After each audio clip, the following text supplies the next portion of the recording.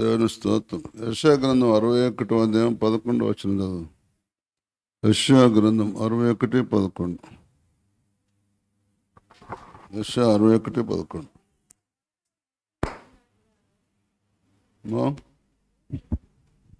చదవండి. అక్కడ మైక్ ఉండేది.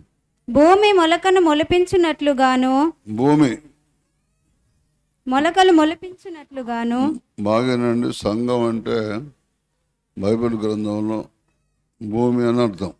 భూమికి సాదృశ్యం సంఘం. భూమి పంట పండుతుంది అంటే సంఘం పంట పండుతుంది, వర్ధిల్లుతుంది, లేదా దేవుని చిత్తానుసారంగా ఉంటుంది అని అర్థం.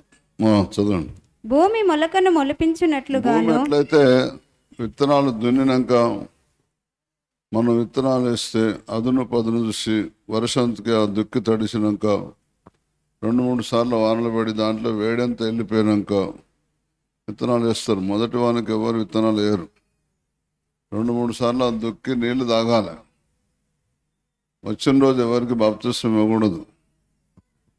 అంటున్నారా? బాగా దున్నాలంటే బాగా ప్రార్థన చేయాలి. దున్నటం అంటే ప్రార్థన చేయటంతో సమానం. వెనుకట నాగల్ని కట్టి దున్నేవాళ్ళు. ఇప్పుడు ట్రాక్టర్లు వచ్చినాయి. ట్రాక్టర్లు అంటే పరిశుద్ధాత్మతో భాషలు మాట్లాడటం అనండి. ట్రాక్టర్తో దున్నటం అంటే ఆత్మ అందుకొని భాషలతో మాట్లాడటం. ట్రాక్టర్ తోటి దున్నితే ఎక్కువ వ్యవసాయం చేస్తారు. నాగలతోట చెప్తే ఏమవుతుంది మరి అనటానికి ఎందుకు అట్లా డౌట్ ఎందుకు? అది తలకాయ పనిచేయదా అట్లా మీకు? ఎందుకు అట్లా డౌట్ ఎందుకు? మరి ట్రాక్టర్ తోటి ఎక్కువ దున్నొచ్చా నాగలతోట అనరాదండి. ఏమవుతుంది? క్రైస్తవ సమాజానికి నేను కించపరచడానికి మాట్లాడటం లేదు, కానీ దేవుని జ్ఞానం లేదా తగ్గింపు ఉన్న వాళ్ళు పరిశుద్ధాత్మ పొందుకుంటారు. ఎవరి హృదయం అయితే కఠినపరచబడుతుందో వారు పరిశుద్ధాత్మ పొందుకోరు. మీరెవరైనా పరిశుద్ధాత్మ పొందుకోలేదంటే మీ హృదయాలు కఠినంగా ఉన్నాయని అర్థం. ఎవరైనా పరిశుద్ధాత్మ పొందుకున్నారంటే కొద్దిగా ఆ సమయంలోనే ఆత్మ పొందినప్పుడే మెత్తన చేసుకున్నారు. తర్వాత ఇంకొక వాక్యానికి లోబడకపోతే మళ్ళా కఠినపరుచుకున్నట్టే. అందుకొరకు ఆత్మ పొందిన వారు కూడా దీవించబట్టలేదు. ఆత్మ పొందిన వారు కూడా దేవుని చేత వాడబట్టలేదు. ఆత్మ పొందిన వారు కూడా దేవునికి సంతోషంగా భక్తి జీవితం జీవించట్లేదు. ఆత్మ పొందిన వాళ్ళు కూడా కఠినమే, వేరే ఏం లేదు. కఠిన హృదయములు దోచుకొనబడెదరు అని రాసింది. నువ్వు కఠినం చేసుకుంటుంటే నువ్వు దోచుకోబడతావు. నువ్వు కష్టపడి సంపాదించి నీకు మిగలదు. ఎంతన్నా కష్టపడు, మిగలదు. దోచుకోబడతావు. దోసుకుంటారు. దోసుకునే వాళ్ళకి అప్పగిస్తాడు దేవుడు హృదయాన్ని కట్టపరుచుకుంటూ. ఇంకా తిరుగుబాటు చేస్తారు కొంతమంది. ఓవర్గా మాట్లాడి ఇదెక్కడ అదెక్కడ ఇట్లా అట్లా వాళ్ళ ఏం పడుతుంది తెలుసా? తిరుగుబాటు చేయవాడు కీడు చేటికి కోరును, అట్టి వాని వెంట క్రూర దూత పంపబడును అని రాసింది. క్రూరమైన దూత ఆపరేషన్లు చేపిస్తుంది. గర్భసంచులు, పుండ్లు, గడ్డలు, మొగళ్ళు అయితే యాక్సిడెంట్లు, ఇరగటం, హాస్పిటల్ లక్షల ఖర్చు. ఇదంతా హృదయం కఠినపరుచుకున్నందుకే.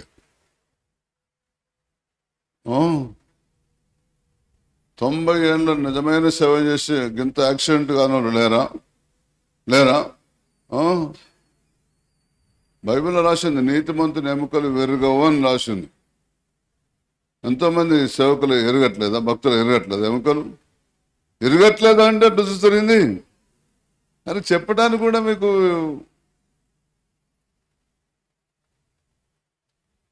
మరి వాక్యానికి విరుద్ధంగా జరిగింది కదా. తప్పుంటేనే భూలోకమందు పరలోకమందు నాకు సర్వాధికారం ఇవ్వబడినది యేసుప్రభు. సర్వాధికారం ఆయనకి ఇవ్వబడ్డది కాబట్టి ఇప్పుడు భూమి మీద నడిచేటి అన్నీ ఆయన చిత్త ప్రకారం. కాలిరిగినా, ఎలిగిరినా, ప్రాణం పోయినా, కింద పడ్డా, మీద పడ్డా, దరిద్రం వచ్చినా, దయ్యం పెట్టినా, మంత్రగాడు మెట్టబడ్డా, పాలుడు మెట్టబడ్డా, పగుడు మెట్టబడ్డా, అన్నజనులు మెట్టబడ్డా, దేవుడు సేవ చేస్తేనే వాళ్ళు మనం మెట్టబడుతున్నారు. ఇదంతా ఎందుకు? షడ్రకు మిషకు అభ్యర్థనగోళ్ళు రాజుగారి దగ్గరుండి కాళ్ళు చేతులు కట్టించి అగ్గిల పడేసింది, కాలిపోయిందా? అది అట్లుండాలి భక్తి అంటే. చెప్పండి, కాలిపోయిందా? మరి ఉత్తానికి కింద పడి జీరబడి తలకాయ వెలిగింది, మరి ఉత్తానికి కింద పడి నీకు నడి విరిగింది, మరి చెప్పండి. రాజుగారికి కోపం వచ్చి అగ్గిల పడేసింది, కాలిపోయిందా? మాట్లాడినది కాలిపోయిందా అంటే సింహాల బోన్లు వేసిండు, తిన్నాయా? అట్లా ఉండాలి భక్తి. అంత భక్తి ఎవరు ఉంటారు? మనతోటి ఏమవుతుంది? మనతోటి ఏమవుతుంది? ఘోరం. భక్తిగా ఎవరు ఉండలేరు. భక్తిగా ఉంచు దేవ అంటే ఉంచుతాడు. నువ్వు ఆ మాట నీ నోటి నుంచి రాదా? ఆ మాట నీ నోటి నుంచి రాదా? అడుగుతూనే ఇస్తాడు ఆయన దేవుడు, అడిగింది చేయడు. అర్థమైందా? ఇప్పుడు చదవండి. భూమి మొలకను మొలిపించినట్లుగాను, భూమి మొలకను మొలిపించినట్లుగాను, తోటలో విత్తబడిన వాటిని అది మొలిపించినట్లుగాను, తోటలో విత్తబడిన వాటిని అది మొలిపించినట్లుగాను, నిశ్చయముగా సమస్త జనముల ఎదుట, నిశ్చయముగా సమస్త జనముల ఎదుట ప్రభువగు యెహోవా నీతిని స్తోత్రమును ఉజ్జీవింపజేయును. నీతిని స్తోత్రమును నీతి అనగా దేవుని పద్ధతి నడిచేవారిని ఎక్కువైపోతారట. ఇప్పుడు నువ్వు భయపడ్డంత మాత్రం అదేం ఆగదు. నువ్వు భయపడ్డంత మాత్రం, వణికినంత మాత్రం అదేం ఆగదు. షడ్రకు మిషకు అభ్యర్థనలు అగ్నిగుండం నుంచి వచ్చినప్పుడు ఏం జరిగిందో తెలుసా? రాజుగారు ఏమన్నాడో తెలుసా? ఇలాగూ రక్షింపగల దేవుడు ఎక్కడ లేడు, వీరి దేవుడిని ఎవ్వరు ఏమనొద్దు, వీరి దేవుడిని ఎవరేమన్నా అంటే, వీరిని ఎవరైనా ఏమన్నా అంటే వాడిని తుత్తునియలుగా చేస్తా, వాని ఇల్లు ఎప్పటికీ పెంట కుప్పగలా చేస్తాను తెలుసా? మరి అంతకుముందే ఒక 5, 6, 7, 8 వాక్యాలు, 10 వాక్యాల ముందే, దానియేలు గ్రంథం 3వ అధ్యాయంలో 10 వాక్యాల ముందే మళ్ళీ ఆ రాజు గారు ఏమన్నాడు తెలుసా? నా చేతుల నుంచి రక్షింపగల దేవుడు ఎక్కడున్నాడు అన్నాడు. అబ్బో, ఈ తిక్కరుడు ఇంత ఎక్కడున్నాడు అంటాడా? అగ్నిగుండంలో చూపించండి దేవుడు. ఆ ముగ్గురితో పాటు 4వ వాడు నాకు కనబడుతున్నాడు అన్నాడా అని లేదా? ఎవరు మాట్లాడింది? అన్నాడా అని లేదా అంటే మీరు ఎందుకట్లా నిమిషాల మీదనే దేవుడు భక్తిపరుడు అమ్మరు ఆయన ఏమన్నా యథార్థవంతుడా, నీతిమంతుడా? మరి ఎందుకు కనబడ్డాడు ఆయనకు? లేయా, జాగ్రత్తగా వినండి. నా చేతుల నుంచి రక్షించగల దేవుడు ఎక్కడ ఉన్నాడు అన్నాడు. లేయా, వాళ్ళని వేయండి, అగ్నిగుండాలు వేయండి. నాకే ఎదురు మాట్లాడతారా? నన్నే ఇబ్బంది పెడతారా? నాకే అవమానం కలిగిస్తారా? అంత మాట అంటారా? ఇంతమంది ఒకటి నన్ను నెబుకద్నెజరు అని పిలుస్తారా? లేయా, వింటున్నారా? 16వ వచనం చదువుదాం, లేదా 15వ వచనంలో మాట అంటాడు. బాకాను పిల్లంగ్రోవిని పెద్ద వీణను 3వ అధ్యాయం 15వ వచనం. వీణను సింఫోనియను విపంచికను ఇవన్నీ తంతి వాద్యాల పేర్లు. తబలా, హార్మోని, క్యాషియో అంటాం కదా. అప్పుడు ఆ రోజుల్లో అవి అనమాట. వీణ, పెద్ద వీణ, విపంచిక, సింఫోనియా వాటి పేర్లు. సకల విధములకు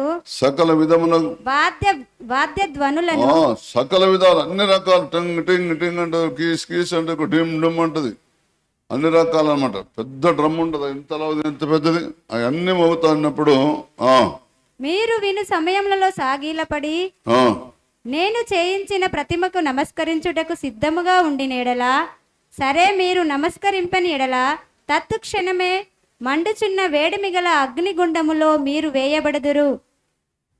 తక్షణమే. మళ్ళీ ఎంక్వైరీ ఏం లేదు అక్కడ. ఎవరైతే సాగిలపడి మొక్కరో ఆ తంతి వాద్యాల శబ్దం విన్నప్పుడు వాళ్ళని తక్షణమే, ఇక ఎంక్వైరీ ఏముండదు.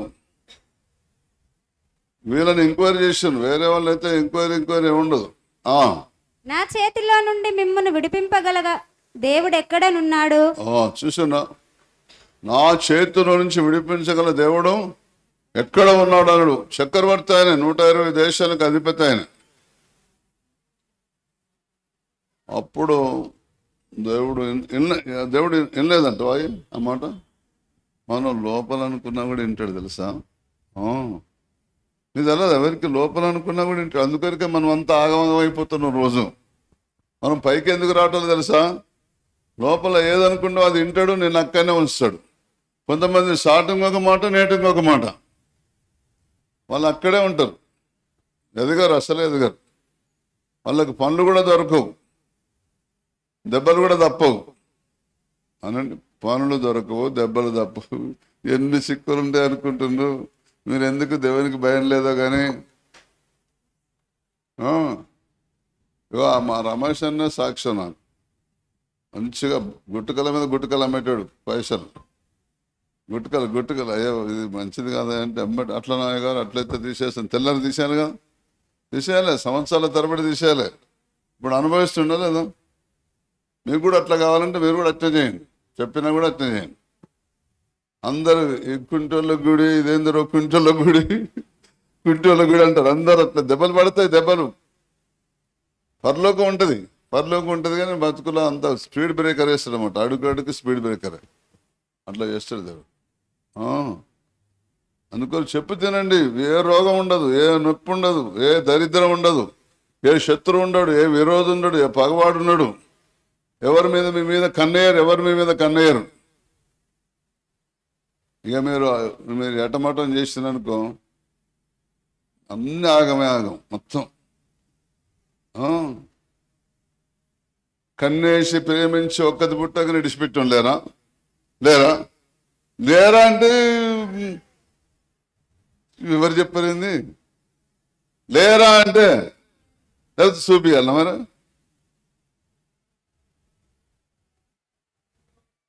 ఒకమ్మ ఈ మధ్యన వచ్చింది, అయ్యగారు వాళ్ళు ఇద్దరు ఇష్టపడి పెళ్లి చేసుకున్నారు. సర్లే ఇక ఏమైతే చేద్దాం చేసింది. ఇప్పుడు నాకు వద్దంటాడు అంటుంది. ఏం చెప్పాలి? అది నాకు అస్సలే వద్దు. అరే మీరే ఇష్టపడి ఇద్దరు చేసుకుని కాదు, అంతే, నాకు వద్దు దాన్ని. ఏం చెప్పాలి? మళ్ళీ ఇంకొక తిక్కళ్ళు కూడా ఇష్టపడి ఇంట్లో చెప్పకుండా ఎగిరిపోయింది. 6 నెలలు పోయి మళ్ళీ అక్కడనే కోర్టుకు అప్లై చేసుకొని, అంతడు ఉన్నప్పుడే కోర్టుకు అప్లై విడాకులు తీసుకొని మళ్ళీ ఇంటికి వచ్చింది. వింటున్నారా? నేను ఇష్టం అమ్మా, నేనైతే చెప్తా. తర్వాత అంత విలువ లేని బతుకు, ఆశీర్వాదం లేని బతుకు, దుఃఖపూరితమైన బతుకు. కొంతమంది బతుకు వేస్ట్, ఇంటికి పోవచ్చు, చచ్చిపోతా, కాళ్ళ పడతా తిక్కల కాలపడ. మరి నన్ను వాడు పెళ్లి చేసుకుంటూ అన్నాడు. ఇప్పుడు నాకు 3వ నెల. మరి వాడిని ఎందుకు నమ్మానంటే, మేమిద్దరం ఒక్క దావకన్నా పనిచేస్తే మంచోడా. నేను పోలీస్ స్టేషన్ పెట్టిన, పోలీసులు కూడా ఏమో చేయట్లేదు, ఏదో పైసలు ఇచ్చినట్టుంది వాడు. అన్నీ చెప్తుంది మళ్ళా. ఇవాళ అంతా పైసలతోటే పని తెలుసా. పైసలతోటే పని. ఇప్పుడు మొన్న చూడలేదా, ఒకళ్ళు గెలుస్తుంటే ఒకళ్ళు గెలిచింది, చూడలేదు ఎలక్షన్లలో.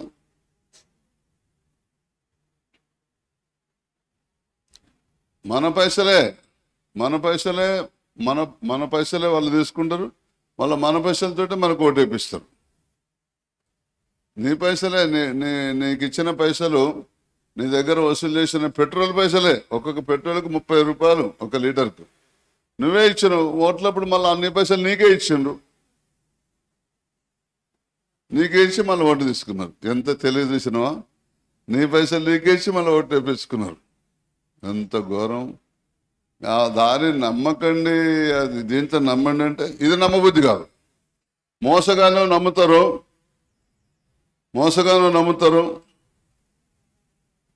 వింటున్నారా? సత్యం చెప్పినాను అనుమానం చేస్తారు. చేయండి, ఎంతకాలం నడుస్తుందో చూద్దాం. మరి ఎట్లా కూడా లేలియా. నేనైతే మోసగానికి ఎప్పుడూ విడాకులు ఇచ్చాను. వాడు మోసగాడని తెలిసిపోయింది. ఆ తిక్కల పోరి 6 నెలలు పోయిన పోరి వచ్చింది మన నా దగ్గరికి. వస్తే ఇప్పటికైనా బుద్ధిమంతులాగా బుద్ధిమంతులు ఉంటాయి కాదు. అప్పుడు నువ్వు పరిశుద్ధాత్మ పొందింది. తర్వాత మరి నీకు సంబంధాలు వస్తే పాత కథ అంతా చెప్పాలి. పాత కథ చెప్తే ఎవడు చేసుకుంటాడు? పాత కథ చెప్పితే చేసుకున్నోడే నిజమైన భర్త. ఇక లేకపోతే మళ్ళీ మీకు మధ్యలో పాత కథ తెలిసింది అనుకో, మళ్ళీ వెళ్ళగొట్టడా? ఒక పొర 2 పొరలు పెట్టినాక వెళ్ళగొట్టాడు. అప్పుడు నీ బతికెట్టుంటుంది? చెప్తే ఏమవుతుంది? మీరు అట్లా లోపల అప్పుడు బతికెట్లుంటుంది? మళ్ళీ మొదటికి వచ్చినట్టుగా. అంటే 2-3 సంబంధాలు అని ముఖ్యరిషన్ పాత సంగతి చెప్పంగా వింటున్నారా అంటే కూడా అయ్యగారు పాత కథ చెప్తే అందరూ వద్దుపో అంటున్నారు. ఇక నువ్వు ముందే దర్శనం చెప్పరాదు. ఏం చెప్పాను? చెప్పినా కూడా ఒప్పుకునే పిల్లగాడు రాడంటవా? వస్తాడు. మరి ఆ పిల్లగాడు, ఇప్పుడు వచ్చే పిల్లగాడు ఒప్పుకునే పిల్లగాడో ఒప్పుకోని పిల్లగాడో దేవుని తెలవదా? తెలుస్తుంది. అట్లా చూసి చెప్పు, అప్పుడు మా పిల్లని చూపెడతాం అన్నారు. వాళ్ళ ఎంత తెలివి చూసినా, అమ్మో ఏం తెలివి. సరే పోనీలేక పాపం గమనిస్తున్నాడు కదా. అయ్యగారు ఒక పిల్లగాడు వచ్చి ఈ పిల్లగాడు ఒప్పుకుంటాడు చూపెట్టినాను. వాళ్ళకు ఒప్పుకుంటాడు చూపెట్టిండు, ఒప్పుకోడు చూపెట్టకని తినబడ్డదట. ఇటు ఎట్లుంటో చూసినా ఎట్లుంటుందో, ఒప్పుకోడు చూపెట్టకన్నట్టు తినబడ్డదట. అయ్యగారు నువ్వు మొన్న ఒప్పుకోడు చూపెట్టకన్న పిల్లగాడు ఇప్పుడు 6 నెలలకు మళ్ళీ వచ్చినాడు. ఎట్లున్నారు మీ సేవలు? ఆ పిల్లగాడు ఒప్పుకుంటాడు చేసుకుంటాడని నేనంటే మళ్ళీ మీరు ఇట్లా అంటున్నారు. అప్పుడు అట్లా వినబడ్డది మాకు. చూపించండి, ఏం కాదు, ఆ పిల్లగాడు ఒప్పుకుంటాడు. పిల్లని చూసే పిల్లగాడు మీరు ఆయన మాట్లాడుకున్న గదిలో మాట్లాడుకోండి అన్నాడు. ఈ పిల్ల పాత సినిమా అంతా చెప్పింది, పాత కథ అంతా చెప్పితే ఆ పిల్లగాడు ఏమన్నా తెలుసా? ఇగో నాకు చెప్పినవు, మా అమ్మ చెప్పకు, మా నాయన చెప్పకు, మా అక్క చెప్పకు, మా చెల్లె చెప్పకు, నేను చేసుకుంటాను అంతే. లేయాలిగా అయ్యో సప్పట్లు పడితే ఏమవుతుంది?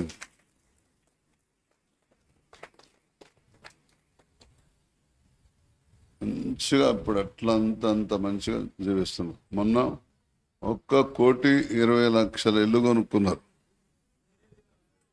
వాళ్ళే, భార్య భర్తలు. నేను పోతే అయ్యగారు ప్రార్థన చేయండి, మీరు ప్రార్థన చేసినాక నా ఇంట్లో పోతాం అని ప్రార్థన చేసి పెంచుకున్నాక ఇప్పుడు ఇంట్లో పోయింది. 1,20,00,000. మీరు కూడా బాగుపడతారు, నా మాట వినండి. వింటున్నారా? అసంటి కేసులే దేవుడు చేతబట్టంగలేంది, అంతకన్నా అధ్వాన్నంగా ఉన్నా కూడా చేతపడతాడు తెలుసా దేవుడు. నువ్వు మనసు తిరిగితే పూర్తిగా తిరగాలి, సగం ఇటు తిరగొద్దు. పూర్ణ హృదయం, పూర్ణ ఆత్మ, పూర్ణ వేకం, పూర్ణ బలంతో తిరగాలి దేవుని. నువ్వు ఎన్నిసార్లు వ్యాపారం నష్టం వచ్చినా ఇప్పుడు లాభం వస్తుంది. నువ్వు ఎన్నిసార్లు ఫెయిల్ అయినా ఇప్పుడు పాస్ అవుతావు. నువ్వు ఎన్ని ఇంటర్వ్యూలో ఉద్యోగం దొరకపోయినా ఇప్పుడు ఉద్యోగం దొరుకుతుంది. నీకు లెక్కల సబ్జెక్టు బాగా హార్డ్, నాకు ఒక్క లెక్క రాదు, ఎట్లా పాస్ అవుతా అన్నది డేవిడ్ గారి బిడ్డ, పెద్ద బిడ్డ. మనం ఏం భయపడుకున్న లెక్కలు అసలు పాస్ అవుతావు అన్నట్టు. పాస్ అయిందా ఫెయిల్ అయిందా? నాకు కూడా లెక్కలు అసలే నాకు ఇంట్రెస్ట్ ఉండదు, కానీ లెక్కలనే ఎక్కువ మార్కులు వచ్చింది తెలుసా. వింటున్నారా? అంటే దేవునికి మనుషులకు అసాధ్యమే, కానీ దేవునికి సమస్తము. ఏం తెలుసు ఏం మనసులో. అసలు మానవులందరూ చెడిపోయారు. అందరూ అనండి ఒక్కసారి. అంటే ఏమవుతుందా? బంగారం సొక్కం బంగారం లాగా అనకుండా అనండి. మానవులందరూ చెడిపోలేదా? చూడండి, చెడిపోయిన ఆదికాండం 6:11, ఆదికాండం 6:11 భూలోకము దేవుని సన్నిధిని చెడిపోయి ఉండేను. లోకంలో ఉన్న మానవులందరూ భూలోకము బలాత్కారంతో నిండి ఉండేను. హల్లెలూయా. భూలోకము దేవుని సన్నిధిని చెడిపోయి ఉండేను, భూలోకము బలాత్కారముతో నిండి ఉండేను. భూలోకం అంతా చెడిపోయింది మొత్తం. మనిషి పుట్టినప్పుడే చిన్నతనంలోనే చెడిపోయింది హృదయం. అందరానండి, పుట్టినప్పుడే నువ్వు ఏ జాతి అయితేంది, ఏ మతం అయితేంది, నువ్వు ఇక్కడ ఏదో సొక్కం బంగారం అనే కులం పేరు పెట్టుకుంటేంది, లేలియా వింటున్నారా? ఆ క్రైస్తవులు అందరూ పరిశుద్ధులు అనుకొని క్రైస్తవం ఆ మార్గంలోకి వస్తేంది, మన హృదయం ఎప్పుడు చెడిపోయిన హృదయమే. అందుకొనికే నిమిషం దేవుని ఆలోచన ప్రకారం నడవాలి. వింటున్నారా? వింటున్నారా అంటే కూడా లేలియా. మనం 6వ అధ్యాయం 11వ వచనం చదువుకున్నాం. భూలోకము, దేవుడు భూలోకమును చూసినప్పటిది చెడిపోయి ఉండను, భూమి మీద సమస్త శరీరులు తమ మార్గములు చెరిపివేసుకొని ఉండరి. చూసిన వారి మార్గాలు, దేవుడు చూపించిన మార్గం అంతా చెరిపేసుకున్నారు. భూలోకము దేవుని సన్నిధిని చెడిపోయి ఉండను, భూలోకము బలత్కారంతో నిండి ఉండను. దేంతో నిండినదట? బలత్కారం. మొత్తం బలత్కారం నిండినదంటే చెడిపోయినదని అర్థం. బైబిల్లో రాసినది. ఇక మీదట నీ ఇంట్లో బలత్కారం అన్నమాట కానీ, పాడు అన్నమాట కానీ, నాశనం అన్నమాట కానీ వినబడదు రక్షణలోకి వస్తే. రక్షణయే మీకు ప్రాకారములనియు, హల్లెలూయా, రక్షణే మనకు ప్రాకారం. జాగ్రత్తగా వినండి. భూమి మొలకను మొలిపించినట్లుగాను, తోటలో విత్తబడిన వాటిని మొలిపించినట్లుగాను నిశ్చయముగా సమస్త జనముల ఎదుట భూలోకము యెహోవా నీతిని స్తోత్రమును ఉజ్జింపజేయను. ఈ చెడిపోయిన దాన్ని దేవుడు బాగు చేయడానికి తన ప్రవక్తని 40 మంది ప్రవక్తలను పంపించాడు. ప్రవక్తల మాట వినలేదు. ప్రవక్తను కొట్టిండ్రు, ఎగతాళి చేసిండ్రు, అవమానం చేసిండ్రు, నిందలేసిండ్రు, తర్వాత చంపిండ్రు కొంతమందిని. ఆఖరికి తన కుమారుని పంపితే, కుమారుడి నా పోలికలు ఉంటాయి, నా స్వరూపం ఉంటుంది, నా శక్తి ఉంటుంది, నా మహిమ ఉంటుంది, నా మహత్యం ఉంటుంది. 24 గంటల్లో 1 గంట 1 నిమిషం కూడా తప్పు చేయడు. వారం రోజులు 1 తప్పు కూడా చేయడు. నెలలో 1 తప్పు కూడా చేయడు. సంవత్సరంలో 1 తప్పు కూడా చేయడు. 30 సంవత్సరాలు వాళ్ళ మధ్యనే జీవింపజేస్తా, 3.5 సంవత్సరాల సేవ చేపిస్తా అనుకున్నాడు దేవుడు. అనుకొని కుమారుడు పంపితే, దేవునికి కుమారుడు ఒక్కడే ఉన్నాడు, వాడిని ఒక్కరిని చంపితే లోకమంతా మనదే అయిపోతుంది. చెప్పండి, దేవునికి కొడుకు ఒక్కడే ఉన్నాడు, వాడిని ఒక్కరిని చంపితే నాదే అవుతుంది అనుకున్నాడు. మన సంఘం శ్రీరాంపురం ఉంటుంది. ఒక ఆర్ఎంపీ డాక్టర్ ఒక అమ్మాయిని పెళ్లి చేసుకున్నాడు. ఆ అమ్మాయి తల్లిదండ్రులకు ఒక్కతే బిడ్డ. అయితే ఈ ఆర్ఎంపీ డాక్టరు ఎట్లాగో రోజు 9ంటికో 10ంటికో ఇంటికి రావాలి. 11ంటికి 12ంటికి 1 గంట దానికి రాడు. ఈ ముసలు 2 మాటిమాటికి మందలిస్తున్నారు. ఏంది బిడ్డ ఇప్పటిదానికి ఏం చేసినావు? ఒక్కరోజు అంటే ఏమనుకోవచ్చు, రోజు అట్నే వస్తున్నావు అని అంటే ఆ ఆర్ఎంపీ డాక్టర్కి ఈ ముసలు 2 బాగా తలకాయ నొప్పి అయిపోయింది. ఏమైపోయింది? తలకాయ నొప్పి అయిపోయింది. ఇంతలో ఆ బుజ్జి కూడా గర్భవతి అయిపోయింది. ఇక పోరాడు అనుకున్నాడు, ఆర్ఎంపీ పిల్లగాడు అనుకున్నాడు, ఈ ముసలు నాకు చాలా అడ్డంగా ఉన్నారు, వాళ్ళకి ఒక్కసారి సూది ఇచ్చేస్తా, విషపు సూది. ఏం సూది అట? విషపు సూది ఇచ్చేస్తా, హల్లెలూయా, చంపేస్తాను. ఒకరోజు ఆ పని చేసిండమ్మా, ధైర్యం చేసి 2 విషపు సూది ఇచ్చాను. అత్తమ్మనికి బలం, మామయ్యనికి బలం, మోకాల నొప్పులు నడువు నొప్పులు ఉండవుగా అని ఇస్తే 2 చచ్చిపోయింది. తెల్లారిసారి చచ్చిపోతే అందరికీ అనుమానం వచ్చింది. ఇదేదో కథ ఉన్నది, ఇదేదో కథ ఉన్నదని పోస్ట్ మార్టం పంపిస్తే విషం ఎక్కిచ్చాను. ఆఖరికి బయటపడ్డది. ఆ శవం అక్కడ ఉండగానే బయటపడ్డది. విషం ఎక్కిస్తే ఏమవుతాయంటే మొత్తం ఈ గోర్లన్నీ పచ్చగా అయిపోతాయి, శరీరం కూడా పచ్చగా అయిపోతుంది విషపు ఇంజెక్షన్స్ అట్లా ఇస్తే. మొన్న పగడాల ప్రవీణ్ గారు కూడా మొత్తం పచ్చగా అయిపోయినట్టు గోర్లో, తెలుసా?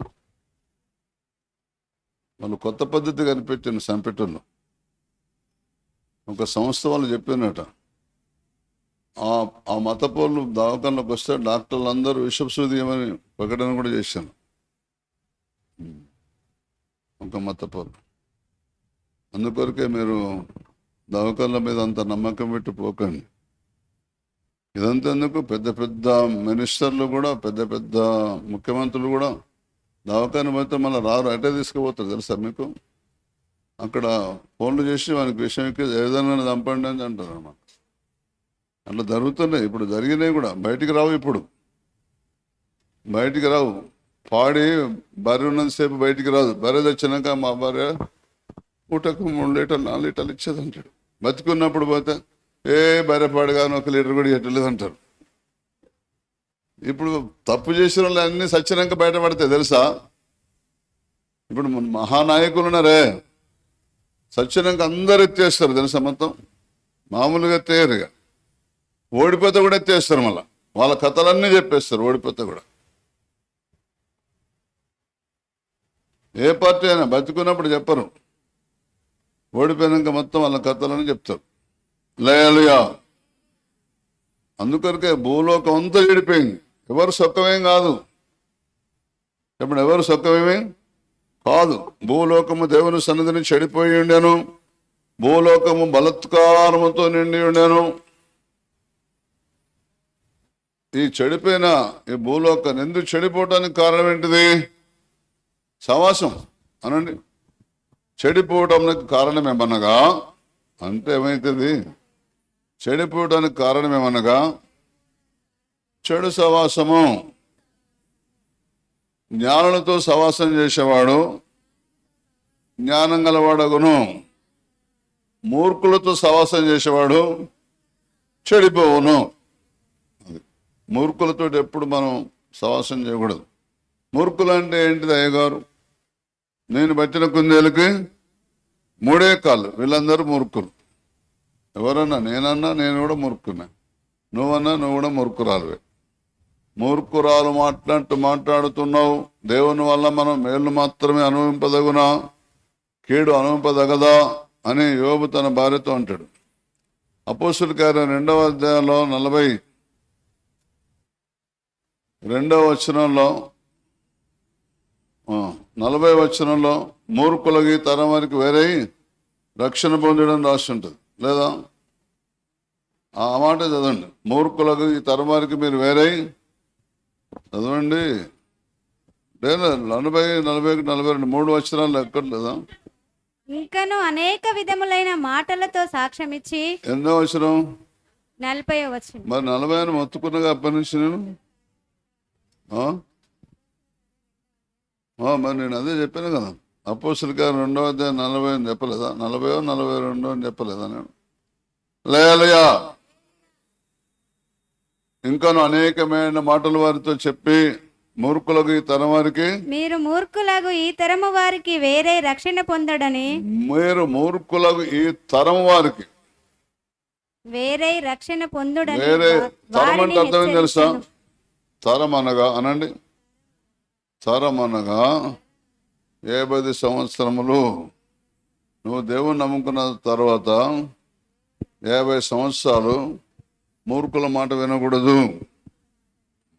అర్థమైందా? ఇప్పుడు అర్థమైందా? ఒక తరం అంటే 50 సంవత్సరాలు.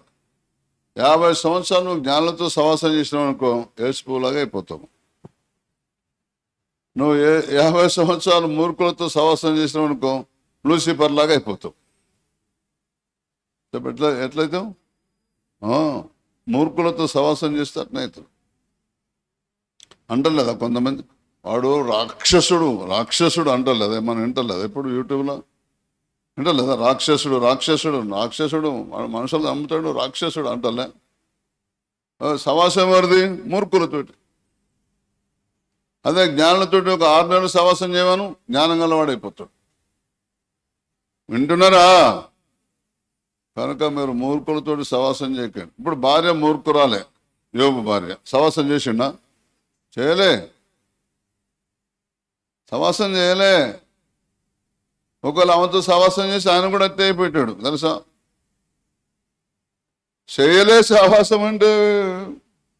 నేనంటా ఒక్క వంశంలో ఒక్కడనే నీతిమంతుడు ఉంటే వంశం అంతా రక్షించబడుతుంది. ఒక్క వంశంలో ఒక్కడనే యథార్థవంతుడు ఉంటే ఆ వంశం అంతా రక్షించబడుతుంది. 112వ కీర్తనలో 4వ వచనం రాసి ఉంటుంది. ఏమని? 112వ కీర్తనలో 4వ వచనం రాసింది ఏమని? 112వ కీర్తనలో 4వ వచనం రాసింది ఏమని? 112వ కీర్తన, యథార్థవంతులకు చీకటిలో వెలుగు పుట్టును. యథార్థవంతులకు చీకటిలో నువ్వు యథార్థంగా ఉండు, నువ్వు చీకట్లో వెలుగంటే నేను బాగుపడను అన్నోళ్ళు బాగుపడతావు. నేను స్వస్థత పొందుకోలేను అన్నదాన్ని స్వస్థత పొందుతావు. నా దుఃఖం, నా బతుకంత దుఃఖమే అన్నదాన్ని సంతోషంలో అడుగు పెడతావు. యథార్థంగా ఉంటే యథార్థవంతులకు చీకట్లో వెలుగు పుట్టును. వారు కటాక్షమును వాత్సల్యతను నీతియు గలవారు.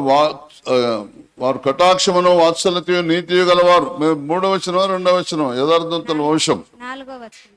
యథార్థవంతుల వంశం. 4వ వచనం. యథార్థవంతుల వంశం దీవించబడుతున్నమాట. చదవండి. అదే 2వ వచనమా? యథార్థవంతుల వంశం వారు దీవించబడతారు. నీ వంశం యథార్థంగా ఉండాలి. నువ్వు ఒక్కదాని యథార్థంగా ఉంటే నీ వంశం అంతా దీవించబడుతుంది. నేను ఎందుకొరికే దేవుని దగ్గరికి వచ్చింది?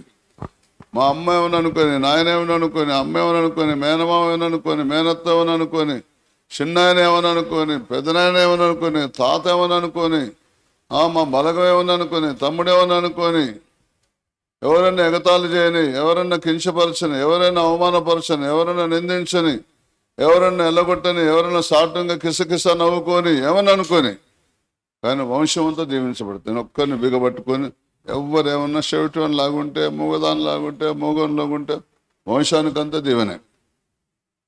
నేను అదే తాత్పర్యంతో సేవ చేస్తాను. మీరు ఎట్లా చేస్తున్నారో మీరు ఎట్లా నాకు తెలియదు. నేను మాత్రం అట్లనే చేస్తాను. నేను ఒక్కరిని త్యాగం చేస్తే, నా బతుకు త్యాగం చేస్తే, మీ ఇళ్ళల్లో బలత్కారం అనే మాట, మీ ఇళ్ళల్లో నాశనమైన మాట, మీ ఇళ్ళల్లో పాడనే మాట, చెడిపోయిన భూలోకం అంతా చెడిపోయింది. కానీ బాగుపడుతుంది, వంశం అంతా బాగుపడుతుంది, నీ కుటుంబం అంతా, నీ ఇల్లంతా బాగుపడుతుంది, నీ బంధువులందరూ బాగుపడతారు, నీ అక్కజల్లు అన్నదమ్ములందరూ వంశానికి. వంశం అంటే మన ఇంటి పేరే వంశం అనండి. వంశం అనగా మన ఇంటి పేరే మన వంశము. మీ ఇంటి పేరు ఏందో మీ వంశం అంతా. మా ఇంటి పేరు రాయల వారి వంశం అంతా దీవించబడాలంటే నేను ఒక్కరిని మూర్ఖుల సహవాసం చేయొద్దు. అందరూ చెడిపోయిన వాళ్ళమే, భూలోకమే చెడిపోయింది. ఎవరు లేరు సొక్కం బంగారం. ఎవరైనా ఉంటే నాకు ఫోన్ చేసి చెప్పండి. ఎవరైనా సరే వాళ్ళు ఎన్ని తప్పులు చేసినో చూపెడతారు. పగడాల ప్రవీణ్ గారు తప్పులను చూపించిండు కదా. ఎందుకంటే ఎవరు లేరు నీతిమంతులు. భూలోకం అంతా చెడిపోయిందంటే భూలోకంలో పుట్టిన వాళ్ళు ఇట్లా సొక్కం బంగారం ఉన్నారు. సొక్కం బంగారం ఏం కాదని ఆయన రుజువు చేసిండు. అవునా? ఆయన రుజువు చేసి అందరికీ లోకానికంతా చెప్పాడు. నేను లోకానికి ఏం చెప్పాను? నీకే చెప్తా. నేను నీకే చెప్తా. అది కూడా నీకు ఇష్టమైతేనే ఫోన్ చేస్తేనే చెప్తా. నేను నీకు ఒక్కరికే చెప్తా. అమ్మా సొక్కం బంగారం ఏం కాదమ్మా, మొత్తం చెడిపోయిందమ్మా, పుట్టినప్పుడే చెడిపోయిందమ్మా, చిన్నతనంలోనే చెడిపోయాను. అక్కడ ఆ మాట కూడా రాసింది, చిన్నతనంలోనే చెడిపోయిందని కూడా రాసింది. 5వ వచనం, నరుల చెడుతనము భూమి మీద గొప్పదనియు. ఆదికాండం 6వ అధ్యాయం 5వ వచనం, నరుల చెడుతనము భూమి మీద గొప్పదనియు, వారు ఉదయం యొక్క తలంపులలో ఊహ అంతయు ఎల్లప్పుడూ కేవలము చెడ్డదనియు యెహోవా చూచి తాను భూమి మీద నరులను చేసినందుకు యెహోవా సంతాపమునుంది తన హృదయంలో నొచ్చుకొనెను. హల్లెలూయా. ఇప్పుడు హృదయంలో ఏం చేస్తున్నాడు? దేవుడు నొచ్చుకున్నాడు. అంతేమా. హల్లెలూయా. అసలు చేయకండి.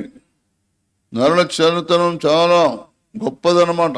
మామూలు ఐడియాలు ఉండవు, మామూలు ఆలోచనలు ఉండవు, చెప్పలేనంత బలహీనుడు అనమాట మానవుడు. హల్లెలూయా. చిన్నతనంలోనే బాల్య దశలోనే పుట్టినప్పుడే పుట్టుకే చెడ్డ పుట్టుక అనండి. పుట్టుకే తాను భూమి మీద నరులను చేసినందుకు యెహోవా సంతాపను తన హృదయంలో నొచ్చుకున్నాడు. అయ్యో ఎందుకు పుట్టించినా ఈ పిల్లల్ని, పుట్టేయకున్నా బాగుండేది. కొంతమంది తల్లిదండ్రులు కూడా అనుకుంటారు. తెలుసా? ఏమనుకుంటారు తెలుసా? వీడిని కనుక్కున్నా బాగుండేది, దీన్ని కనుక్కున్నా బాగుండేది అనంగా వినారా? ఎప్పుడు లేదు ఎవరైనా అనుకోంగా. మరి లయాలయా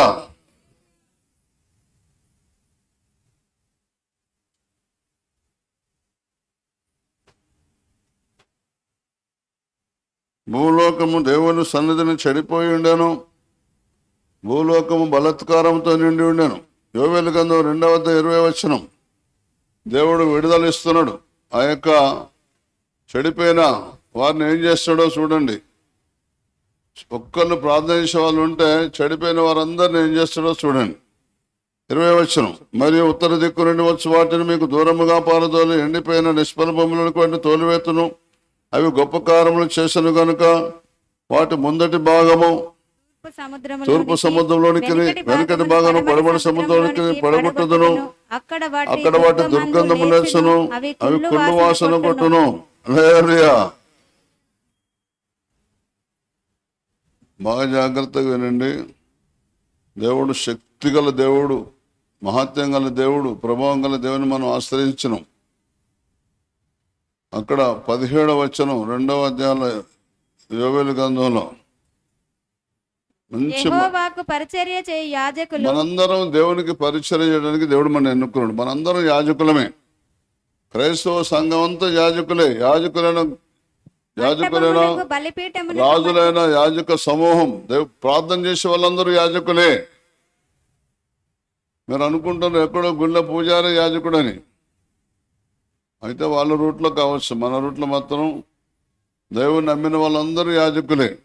యాజకులైన మనం చేయాల్సిన పని ఏంది? 17వ 2వ అధ్యాయం యోవేలు గ్రంథంలో యెహోవాకు పరిచర్య చేయు యాజకులు. మనం దేవుడు అందరినీ పరిచర్య చేయడానికి అనుకున్నాడు. పరిచర్యని చేయడానికి వచ్చాను కానీ చేయించుకోవడానికి రాలేదన్నాడు యేసుప్రభు. యెహోవాకు పరిచర్య చేయు యాజకులు మంటపమునకును బలిపీఠమునకును మధ్య నిలబడి కన్నీరు విడిచుచు యెహోవా నీ యాజకుల ఎడల నీ జనుల ఎడల జాలి చేసుకొని అన్యజనులు వారి మీద ప్రభుత్వము చేయనట్లు వారిని అవమానమునకు అప్పగింపకయా అని బతిలాడుకొనవలెను. యెహోవాకు పరిచర్య చేయు యాజకులు మంటపమునకును బలిపీఠమునకు మధ్య నిలబడి కన్నీరు విడుచుచు యెహోవా అని ఏమనాలే? దేవుని బతిలాడుకోవాలి. అయ్యా, అన్యజనులు వీరి మీద ప్రభుత్వం చేయనట్లు వీరిని అవమానానికి అప్పగింపకయ్యా అని బతిలాడుకోవాలి. అంతే.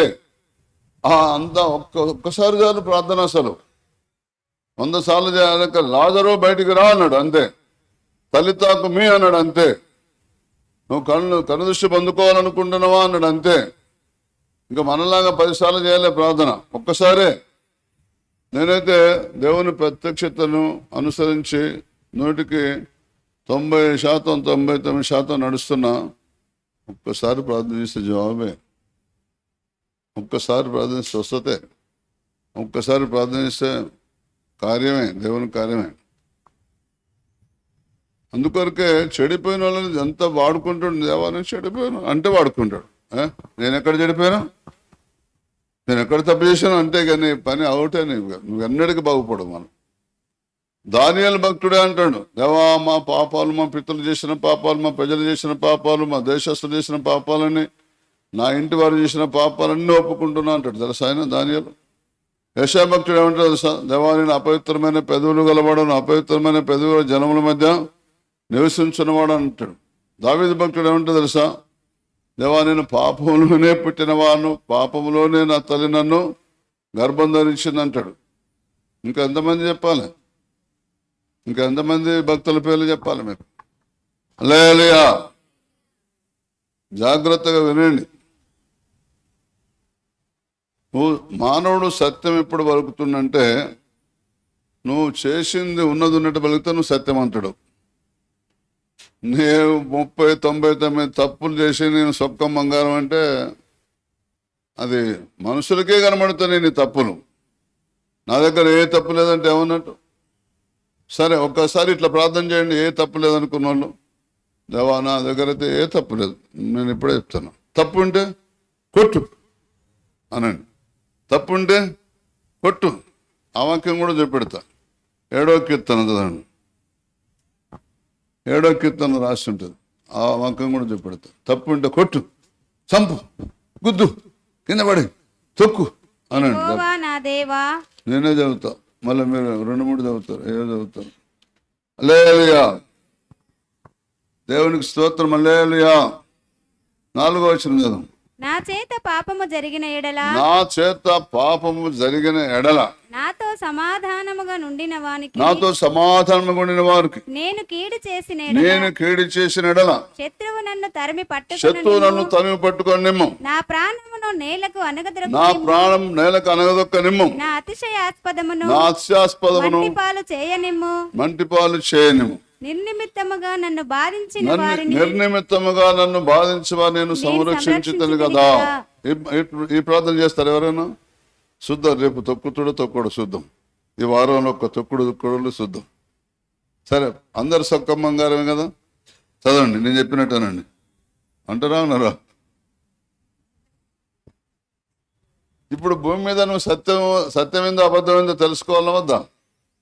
నువ్వు భూమి మీద సత్యమేందో అబద్ధమేందో తెలుసుకోకపోతే నువ్వు నరకానికి పోతావు. నేను చెప్తున్నా, ఎందుకంటే నాకు తెలుసు కాబట్టి చెప్తున్నా. నీకు తెలియదు కాబట్టి అర్థం కావట్లే. నీకు నాకు తెలుసు కాబట్టి చెప్తున్నా. ఒకవేళ నీకు దేవుడు ఎవరో తెలుసుకోవాలని నువ్వు అనుకుంటే దేవుని కనుగొనలే కదా. ఇప్పుడు నువ్వు దేవుడు ఎవరో తెలుసుకోవాలనుకుంటే, నేనైతే అసలు దేవుడు అనబడేవాడు ఉన్నాడా, వాడు ఉంటే పండుకున్నాడా అన్నా, అంతే. ఆ రోజే నాకు దేవుడు ఎవరో అర్థమయ్యే మార్గం తెరిచింది. హల్లెలూయా. తర్వాత 15 రోజులలో దేవుడు కనబడ్డాడు. తర్వాత 3 సంవత్సరాలకి నా బాధలన్నీ గాలికి పొట్టెగిరిపోయినట్టు, పెద్ద కుంభవర్షం పడితే ఊళ్ళో మైల మొత్తం అన్ని పెంటలన్నీ పోయి చెరువులు కలిసినట్టు మొత్తం అట్లా అయిపోయింది. నా జాగ్రత్తగా వినండి, వింటున్నారా? మోసపోకండి. దేవుడు వెక్కిరింపబడడు. అసలు చేయకండి. వింటున్నారా? మరియు ఉత్తర దిక్కు అదే కంటిన్యూగా యోవేలు గ్రంథం 2వ అధ్యాయం మనం 17వ వచనమే చదువుకున్నాం. 18, 19, 20 మనం 20 వచనం వరకు చదువుకుందాం. ఏం జరుగుతుందో 18, 19, 20. అప్పుడు యెహోవా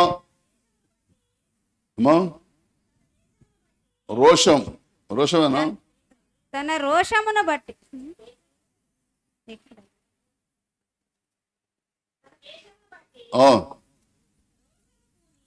రోషం తర్వాత ఉందా? దేశం ఉందని. తన తన దేశం బట్టి రోషమును చదవండి. అప్పుడు యెహోవా తన దేశమును బట్టి అప్పుడు యెహోవా తన దేశం బట్టి రోషము తెచ్చుకొని తన జనుల ఎడల జాలి చేసుకుని. నువ్వు ప్రార్థన చేసినావు, కన్నీరు విడిచినావు, బతిలాడినావు దేవుణ్ణి. నీ దేశం అంటే నిన్ను బట్టి రోషం తెచ్చుకొని, నా ప్రజల కొరకు ఏడుస్తున్నాడని రోషం పూనుకొని జాలి చేసుకొని. మరియు నువ్వు బతిలాడితే జాలి చేసుకుంటాడు దేవుడు. నువ్వు బతిలాడకుండా మోర మాటలు మాట్లాడితే, గర్వం చూపెడితే, అహంకారం చూపెడితే జాలి కాదు, నీ మీద కోపం వస్తుంది దేవునికి. అసలే చెడిపోయి ఉన్నావు, మళ్ళీ పైనుంచి గర్వం ఒకటి వల్ల. ఎప్పుడు అసలే చెడిపోయి ఉన్నావు, మళ్ళీ పైనుంచి గర్వం. యెహోవా తన జనులకు ఉత్తరమిచ్చి చెప్పినదేమనగా ఇకను అన్యజనులలో మిమ్మును అవమానాస్పదముగా చేయక మీరు తృప్తి నొందినంతగా నేను ధాన్యమును క్రొత్త ద్రాక్షారసమును తైలమును మీకు పంపించెదను. చూసాను ఎంత గొప్ప దేవుడు. నువ్వు కనుక ఆ విధంగా దేవా, అన్నజనుల మధ్య మాకు అవమానం వద్దు, మా ఇంట్లో ధాన్యం లేదు, మా ఇంట్లో ద్రాక్షారసం లేదు, మేము బీదలం అయిపోయినాం, నిరుపేదలం అయిపోయినాం. నువ్వు దేన్ని బట్టి అవమానానికి అప్పగించబడుతున్నావు? దేవునే మినిమం కదా. పైసలు ఇయ్యాడు మీ దేవుడు, పైసలు ఇచ్చాడేమో, నువ్వు పైసలు ఇచ్చి అడుగుతున్నావు. దేవుని మినిమం కదా. పంచదార ఇయ్యాడు మీ దేవుడు, నువ్వు పంచదార అడుగుతున్నావు. దేవుని నమ్మినేమో కదా. మళ్ళా ఫంక్షన్ పడి నన్ను సీర అడుగుతున్నావేంటి? నీ దేవుడు చేయడా? ఎన్ని ఉంటాయి కథలు, ఇంకెన్ని ఉంటాయో. 1 కాదు 2 కాదు, ఎన్ని రకాలుగా సుట్టిపట్టి మాటలు మాట్లాడతారో సుట్టిపట్టి వాళ్ళందరూ. అవునా అంటే నేను ఒక అయ్యగారి ఇంటికి పోతే ఆయనకు భార్య లేదు, ఆయన కొద్దిగా పని చేస్తాడు. నేను రాగానే నాకు ఛాయ్ చేసి పోయాలని ఆయనకు ఆలోచన వచ్చింది. వాళ్ళ చెల్లి ఉంటుంది, ఆమె నమ్ముకోలే. ఆమె దగ్గర పోయి చెల్లె మా అయ్యగారు వచ్చిండు, ఇంత చాయపత్తి ఇవే, పంచదార ఇవే, పాలు ఇవని 3 తెచ్చుకుండు. 3 తెచ్చుకుని చాయ్ చేసి ఇచ్చాను. నేను గ్రహించిన అవును కానీ ఈ చాయ్ ఎక్కడి నుంచి వచ్చిందని మా చెల్లి దగ్గర తీసుకొచ్చాను. మరి మీ చెల్లి దేవుని నమ్ముకుందా అని, నమ్ముకోలేదని.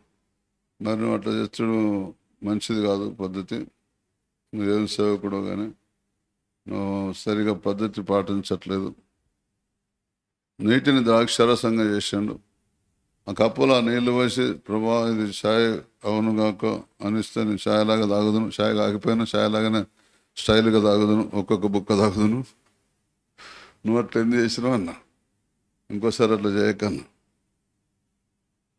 ఇంకోసారి అట్లా సినిమా యాక్టర్లు వాళ్ళు ఛాయ్ తీసుకొచ్చారు, ఛాయ్ ఉండదు, ఉత్తాన్ని యాక్షన్ చేస్తారు తాగినట్టు. ఇట్లా మనం చూడము, అది చూపెట్టరు, కెమెరాతో అది చూపెట్టరు, ఇట్లా అక్కడ పెడతారు అంతే. నేను ఆకలి రాజ్యం సినిమా అని దేవుని నమ్మకం ముందు ఒక సినిమా చూసిన, ఆకలి రాజ్యం సినిమా చూస్తే ఉద్యోగం లేని పిల్లలు, చదువుకున్న పిల్లలు ఒక రూమ్లో కిరాయికి ఉంటారు. తడకే అడ్డం ఇంకో అవతల పోర్షన్ వాళ్ళకి. అరే అన్నం అయిపోయిందారు, అసలు అన్నం లేదేం లేదు, అన్నం అయింది అన్నం, కూర కాలేదు, కొద్దిగా ఒక 2 నిమిషాలు ఆగాను, కూర లేదేం లేదు. వాళ్ళు తిన్నట్టు యాక్షన్ చేసి అవతల ఇంటి వాళ్ళందరూ తింటున్నలే అనుకోవాలని తిన్నట్టు యాక్షన్ చేసి కొద్దిగా కూరేరా అనటం, కూర లేకున్నా కూడా కూరేరా అంటాం. ఇక మనమైతేనేమో మనుషులేమో అన్నిటివే మనుషుల్ని అడుగుతారు. నాకైతే ఏం మంచిగా అనిపెట్టలే. నేనైతే ఇట్లా చర్చి చొప్పదండ చర్చి సగం వరకే పైసలు ఉంటే సగం వరకే రేకులు వేసిన. ఒక ఆయన వచ్చి నన్ను రెచ్చగొచ్చాడు, ఓ సారు నీళ్ళైతే అట్లా ఉంచుకుంటావా అన్నాడు.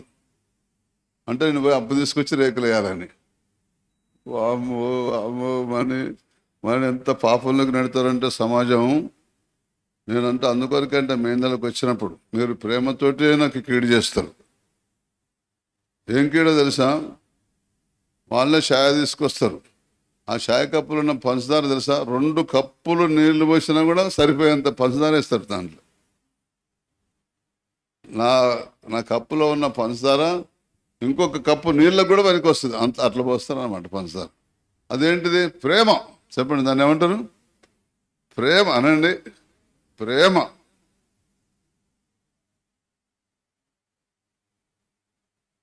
ఇక కూరేస్తే కూడా ఇద్దరికి వేసేంత కూరేస్తారు ఒక్కసారి. దాన్ని ఏమంటారు చెప్పండి? ప్రేమ అనండి. మే మటన్ తిని చికెన్ తినో నాకు కొవ్వు పెరుగుతుంది.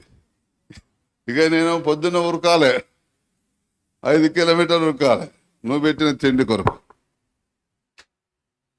అయ్యగారు తినండి, ఒక ముక్క తిన ఒక్కదు. అందుకొరకే మొత్తం మటన్, చికెన్, ఫిష్, గిష్ అన్ని బంద్ చేసి ఇప్పుడు ఇంకా పంచదార కత్తున్నది ఇంకోటి. హల్లెలూయా.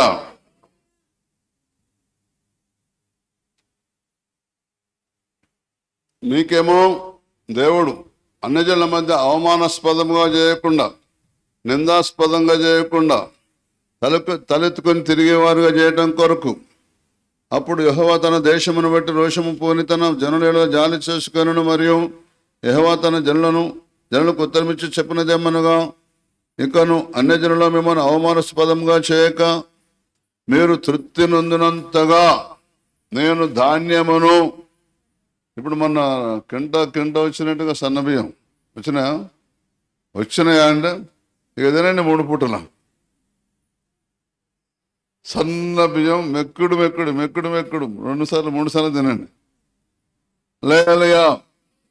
నేను ధాన్యమును కొత్త ద్రాక్షరసమును తైలమును మీకు పంపించదను, మరియు ఉత్తర దిక్కు నుండి వచ్చు వాటిని మీ మీద మీకు దూరముగా కడుపు నిండా అన్నం తినేట్లు చేసి మీ శత్రువులు మీకు దూరముగా తోలి ఎండిపోయిన నిష్ఫల భూమిలోనికి వాటిని తోలివేతును. అవి గొప్ప కార్యం చేసిన కనుక అవి వాటి ముందర భాగమును తూర్పు సముద్రంలోనికి, వెనుకటి భాగమును పడమటి సముద్రానికి పడగొట్టుదును. అక్కడ వాటి దుర్గంధము లేచును, అవి కుళ్ళు వాసన కొట్టును. దేశమా భయపడక సంతోషించి గంతులేమో యెహోవా గొప్ప కార్యమును చేసెను. హల్లెలూయా. చూసన్నా మీరు ఒక చిన్న ప్రార్థన, దేవా నీ జనుల మీదకి, నీ జనులను అన్ని జనులకు అప్పగించకయ్యా, అవమానం పొందినట్లు బలిపీఠానికి మంటపానికి మధ్య నిలబడి కన్నీరు విడిచచ్చు దేవాన్ని ఏళ్ళ జాలి చేసుకొని వారికి అన్ని జనులకు మధ్య అవమానానికి అప్పగించకయ్యా అని మీరు బతిలాడుకొనవాలని అన్నాడు. అట్లా కనుక బతిలాడితే మీకు అన్ని సమృద్ధిగా ఇవ్వటం మాత్రమే కాదు, ఇంకా మళ్ళీ ఎన్నడూ మీ శత్రువు ఎవరు ప్రార్థన చేస్తే వాళ్ళకే, ఇది అందరికీ కలిసి రాదు. నేను ప్రార్థన చేసుకున్నది నాకే, మళ్ళీ అందరికి చెందదు. ఇది ఎవరు తింటే వాళ్ళకి కడుపు నిండుతుంది. భర్త తింటే భార్య కడుపు నిండదు, భార్య తింటే భర్త కడుపు నిండదు. ఎవరి పాపం వాళ్ళకే. హల్లెలూయా. కనుక జాగ్రత్తగా వినండి, అసలు చేయకండి. మరియు ఉత్తర దిక్కు వచ్చి వాటిని మీకు దూరముగా పారదోలి, ఇక మీకు ఉత్తర వైపు నుంచి సికాకు ఉండదుగా. ఎండిపోయిన నిష్ఫల భూములకు వాటి తోలివేతున్నవి గొప్ప కారము చేశాను కనుక వాటి ముందటి భాగం తూర్పు సముద్రంలోనికి, వెనకటి భాగం పడమటి సముద్రంలోనికి పడగొట్టుదును. అక్కడ వాటి దుర్గంధము లేచినవి కుళ్ళు వాసన.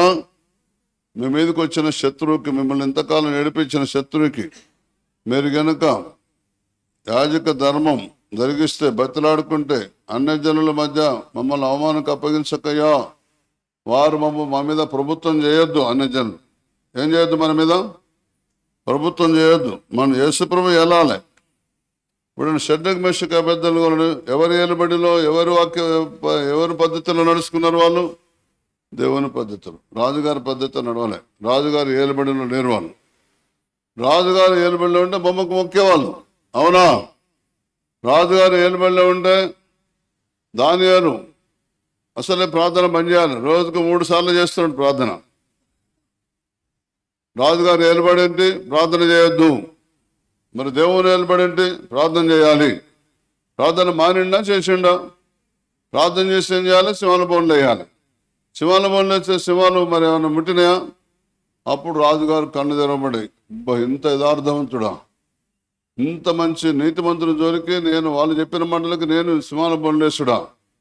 తగదు. ఆయన మీద ఎంతమంది కంప్లైంట్ ఇచ్చిండ్రో, ఎంతమంది సంతకాలు ఉన్నాయి అప్లికేషన్లో, వాళ్ళందరి భార్య పిల్లల్ని తీసుకొచ్చి సింహాల బోన్లు వేయమన్నాడు. అంతే వేసిన రాజుగారు ఆజ్ఞానికి అవుతుందా? చిన్న పొరగాలు అప్పుడే ఇటు అందరు తీసుకొచ్చి చేస్తే, అబ్బా చిన్న చిన్న చిన్న చిన్న సింహ పిల్లలు చిన్న పిల్లల్ని ఎత్తుకపోతే ఇక పెద్ద మొత్తం అక్కడ ఒక్కలు కూడా పొడి కొరికి తినే అని రాసినది అక్కడ, తెలుసా?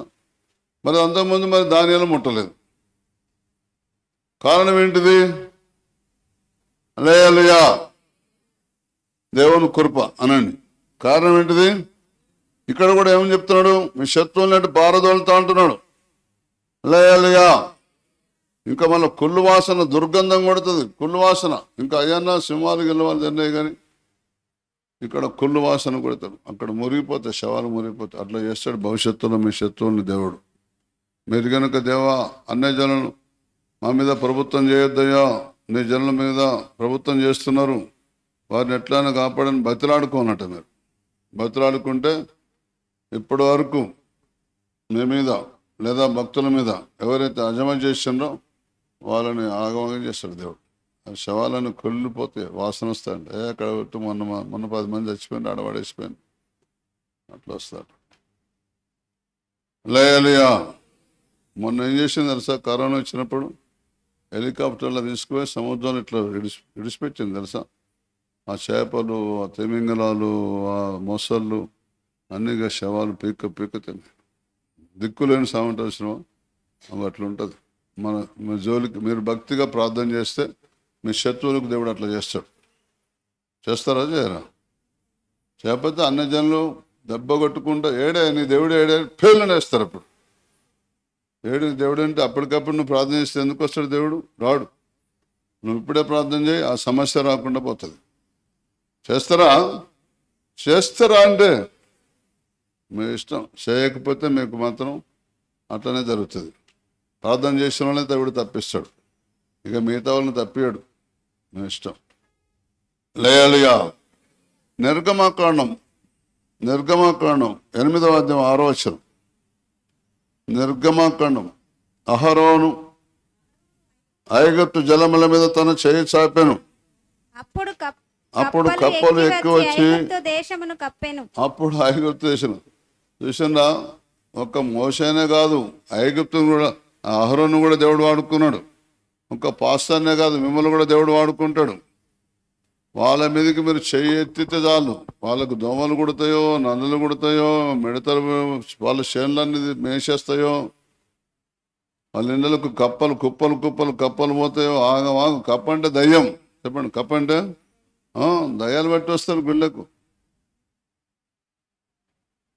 అట్లా తెప్పలు తెప్పలు వస్తారు. మీ ఇష్టం, మీరు మాత్రం దేవుని మాట ప్రకారం నడిస్తే చాలు. అసలు 94వ కీర్తన 14వ వచనంలో చెప్తుంది. కీర్తన 94 వచనం 14. కీర్తన 94 వచనం 14. 94:14. యెహోవా తన జనులను ఎడబాయేవాడు కాడు, తన స్వాస్థ్యమును విడనాడువాడు కాడు. మనం కనుక భక్తిగా ఉంటానంటే మనం దేవుని స్వాస్థ్యం. నా ఆజ్ఞలు గాయకొని, నా విధులు గాయకొని, నా నిబంధన గాయకుంటారో వారిని నేను ఎల్లప్పుడూ నా స్వాస్థ్యముగా అవుతారు. నేను మీకు దేవుడు అవుతాను, మీరు నాకు ప్రజలు అవుతారు అంటాడు. ఇప్పుడు చెప్పినట్టు కనుక చేస్తే మనం ఆయన ప్రజలం. ఆయన ప్రజలంగా మనం చెప్పిన పని చేస్తేనే ప్రజలం. చెప్పిన పని చేయకపోతే ప్రజలం కాదు. చెప్పిన పని చేస్తే మనం ఆయన ప్రజలం కనుక యెహోవా తన ప్రజలను ఎడబాయివాడు కాడు, తన ప్రజలను విడనాడువాడు, తన స్వాస్థ్యమును విడనాడువాడు కాడు. స్వాస్థ్యం అంటే ఆస్తి, సంపద. ఈ భూమి మీద దేవుని ఆస్తి మనమే. దేవుని ఆస్తి మీలాగా భూములు, చేనులు, శలకలు, బంగారం, గింగారు, నగలు, గిగలు, భర్తలు, గిత్తలు, కొడుకులు, పిల్లలు కాదు దేవునికి. దేవుల్లో ఎవరు భక్తిగా ఉండి ఎవరు ఆయన మాట వింటారో వారే ఆయన స్వాస్థ్యం. ఆయన తన స్వాస్థ్యమును విడనాడువాడు కాదు.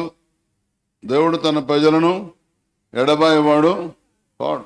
దేవుడు ఎడబాషను అనుకోండి, ఇక గోస గోస. కోడి ఎడబాసినట్టు ఎడబాయాడు దేవుడు. కోడి గుడ్లకు వచ్చిందంటే పిల్లల్ని ఎడబాస్తుంది. తెలుసా మీకు? గుడ్లకు వచ్చిందంటే పిల్లల్ని ఎడబాస్తుంది. కానీ దేవుడు అంటాడు, ముది వచ్చే వరకు ఎత్తుకొని వాడ నేనే, సంక పెట్టుకొని వాడ నేనే చేస్తున్నాను అంటాడు. తెలుసా? మరణ వరకు నడిపించేవాడను నేనే అంటాడు. కనుక మరణం తప్పించేవాడిని కూడా నేనే అంటాడు. నరునాశ 70 సంవత్సరాలు, అధిక బలం ఉంటే 80 సంవత్సరాలు అంటాడు. హల్లెలూయా. జాగ్రత్తగా వినండి. యోన్ సామెతలు 21:5. శ్రద్ధ గలవారి యోచనలు లాభకరములు, తాళము లేక పనిచేవానికి నష్టమే ప్రాప్తించును. ఇప్పుడు ఈరోజు వాక్యం వినే వాళ్ళలో కొంతమంది దేవుడు అంటే శ్రద్ధ గలవారు ఉన్నారట. శ్రద్ధ గలవారికి ఏం జరుగుతుంది? కొంతమంది అట దేవుని పక్కన పెట్టి సంపాదన ఎప్పుడు ఏదో ఒక పని రాత్రి మొదలు చేస్తూనే ఉంటారట. అలాంటి వాళ్ళకి ఏం జరుగుతుందో, ఇలాంటి వారికి ఏం జరుగుతుందో సామెతల గ్రంథం 21:5 రాసి ఉంటుంది. శ్రద్ధ గలవారి యోచనలు లాభకరములు. శ్రద్ధ, నేనైతే దేవుని నమ్మంగానే అబ్బా నాకు మంచి మార్గం దొరికిందని శ్రద్ధ. రాత్రి మొదలు శ్రద్ధ. నాకు వాక్యం చెప్పరాకపోతే కొత్తలా నేను అద్దం ముంగట నిలబడి ప్రసంగం చేసినట్టు వాక్యం చెప్పేది అక్కడ అద్దంలో చూసుకుంటా. నేనైతే ఎప్పుడు మోకాళ్ళ మీదనే బైబిల్ చదవటం, మోకాళ్ళ మీదనే ప్రార్థన చేయటం. నేనైతే తరచుగా ఉపవాసాలు ఉండటం. ఒక్కసారి ఉపవాసం అంటే 10 రోజులు ఉండటం, వారం రోజులు ఉండటం, 5 రోజులు ఉండటం, అన్నం తినకుండా, నీళ్ళు తాగకుండా, ఏం తినకుండా ఉండటం. 2 సంవత్సరాలు ఒక్క పూట అన్నం తిని ఉండటం. అది శ్రద్ధ అన్నట్ట చెప్పితే ఏమవుతుంది? 3 పూటలు తినటం, ప్రార్థన చేయకపోవటం, అది శ్రద్ధ అంటారా? చెప్పితే ఏమవుతుంది? 3 పూటలు తినటం, ప్రార్థన చేయకపోవటం, బైబిల్ చదవకపోవటం, గుడికి రాకపోవటం, ఎప్పుడైనా వచ్చినా ఇన్నా కూడా పాటించకపోవటం, దాన్ని శ్రద్ధ అంటారా? వ్యాపారం నష్టం రావటం, ఎక్కడ ఏ పని చేసినా నష్టమే రావటం, ఆటో కొనుక్కున్నా నడవకపోవటం, సైకిల్ కొనుక్కున్నా, ఏమని చెప్పాలి, ఏ పని కూడా సరిగా ఉండకపోవటం. కానీ బైబిల్ ఏం చెప్తుంది తెలుసా? అతడు చేయునదంతయు సఫలమగును రాశారు. నాయన మీరు మీద నా మాట నిలిచిండి మీకు ఏది ఇష్టమో అడుగుడు అంటాం. అయ్యగా నేను దుకాణం పెట్టుకోవచ్చునా, అయ్యగారు నేను ఆటో కొనుక్కోవచ్చునా, అయ్యగారు నేను ఈ పని చేయొచ్చునా, అయ్యగారు ఇక్కడ బావి తీయొచ్చునా, అక్కడ బోర్ వేయొచ్చునా, ఇక్కడ ఇల్లు కట్టొచ్చునా, ఈ పిల్లని చేసుకోవచ్చునా, ఈ పిల్లగాని అల్లుని అన్ని ప్రశ్నలు అమ్మా. అసలు నీతిగా నడుస్తుంటే దేవుడు నిన్ను మోసపోనియాడు. అసలు నువ్వు నీతిగా న్యాయంగా నడుచుకుంటే అస్సలు మోసపోనియాడు దేవుడు నన్ను. చూడండి, కొర్నేలు అనే అన్యజనుడు నీతిగా న్యాయంగా నడుచుకుంటుండు. అబ్బా ఈ మనిషికి రక్షణ కావాల్సిందే అని నిజమైన శ్రేష్టమైన పేతుని దర్శనమిచ్చి వాళ్ళ ఇంటికి పంపించి బోధ చేయించింది తెలుసా. ఆ రోజు ఆత్మహత్య చేశాడు. ఎవరు నేను అన్యజనులనే అన్యాయం చేయడు దేవుడు, నిన్ను అన్యాయం చేశాడు. కనుక అశ్రద్ధ చేయకండి, శ్రద్ధ కలిగి ఏ పని చేసినా శ్రద్ధగా చేయండి. కొంతమంది అప్పుడప్పుడు వాళ్ళ ఇళ్ళల్లో కొన్ని పనులు అశ్రద్ధగా చేస్తారు, తిట్లు తింటారు తెలుసా. అశ్రద్ధ చేసినప్పుడు పొయ్యి మీద పాలు పెట్టినావు, వచ్చి ఇక్కడ ఇంటి ముంగట ఎప్పుడో చూసినావు, చాలా ఇళ్ళ కలిసింది, ఆ పొయ్యి మర్చిపోయినావు, పొయ్యి మీద పెట్టి మర్చిపోయినావు, ఇక్కడ ముచ్చట పెట్టినావు, పొయ్యి మీద పాలు ఏమైతే పాలు పొంగితే పొంగినాయి, గ్యాస్ ఏమవుతుంది ఇల్లంతా నిండుతుంది. చెప్పండి, గ్యాస్ ఏమవుతుంది ఇల్లంతా. ఒక ఆమె తెలుసా, పెద్ద రచయిత్రి మాధురెడ్డి సులోచన ఆమె పేరు, నవలు రాస్తుంది, మంచి శ్రేష్టమైన నవలు రాస్తుంది. ఆమె రాత్రి అట్నే చేసింది. బెడ్రూమ్ పొద్దున్న చీకటితోటే మత్తుగా ఛాయ్ పెట్టుకుందామని వంటగదిలోకి పోయి కరెంటు స్విచ్ చేసింది. ఒక్కసారి ఇల్లు బాంబు వెళ్ళినట్టు వెళ్ళిపోయింది, ముక్కలైపోయింది. ఆమె గ్యాస్ అంతా రూమ్ నుండే నిండుకున్నాడు. అశ్రద్ధనా శ్రద్ధనా చెప్పండి.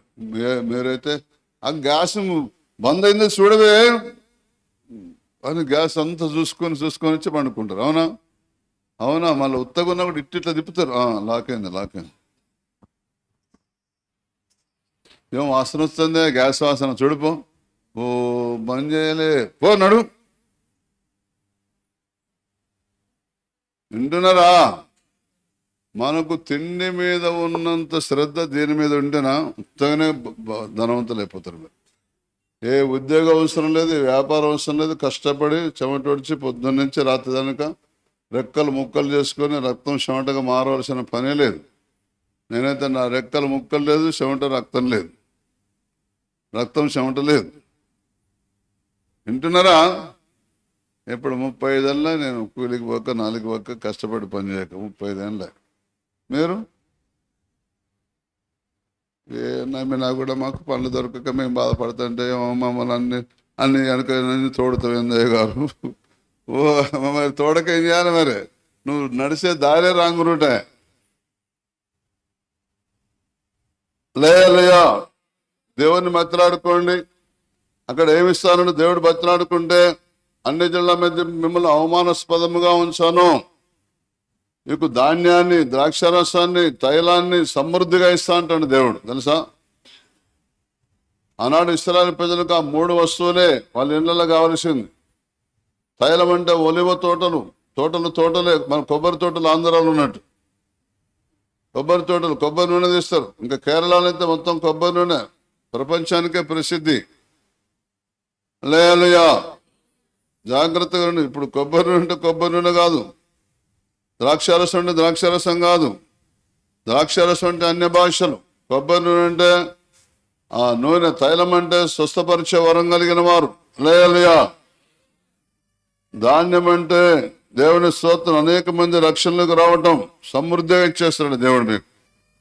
ఎప్పుడో బతిలాడుకొని ప్రార్థన చేస్తే ఏమని, దేవా అన్ని జనులలో నీ ప్రజల మీద ప్రభుత్వం చేయనట్లు వారిని అవమానానికి అప్పగింపకయ్యా అని మీరు కన్నీరు విడుస్తూ దేవుని బతిలాడుకోవాలన్నట్టు.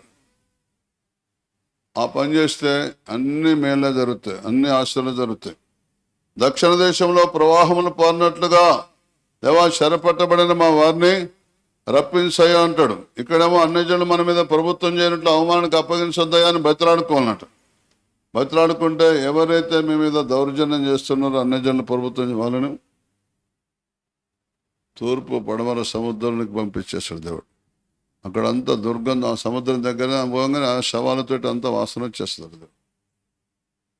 తూర్పు సముద్రం దగ్గర పోయినా ఇటు వాసనే అటు వాసనే, దుర్గంధం ఎదులుతుంది. మీరు మాత్రం సేఫ్గా ఉండబోతున్నారు. హల్లెలూయా. శ్రద్ధ గలవారు యోచనలు, మీరు ఎంత శ్రద్ధ వహిస్తే అంత లాభం. పౌలు భక్తుడు అంటాడు, దేవుని పని అశ్రద్ధగా చేయవాడు శాపగ్రస్తుడు అంటాడు. దేవుని పని ఎప్పుడు అశ్రద్ధ చేయకూడదు. ఇప్పుడు నేను చెప్తున్నా, ఇప్పుడు ఈ వారం అంతా మీరు అస్సలు ఆ ప్రార్థన చేయలేదనుకోండి, అశ్రద్ధ అంటారా అదని శ్రద్ధ అంటారా? పౌలు భక్తుని బోధ ప్రకారం చూస్తే శాపగ్రస్తులమే.